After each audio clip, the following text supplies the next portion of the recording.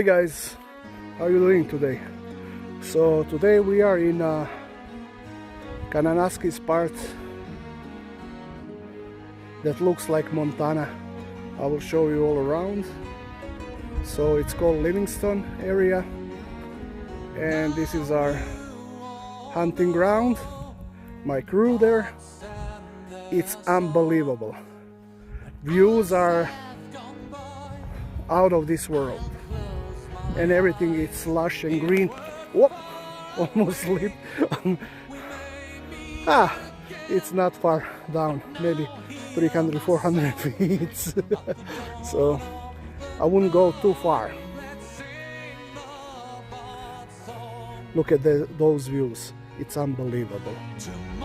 Unbelievable.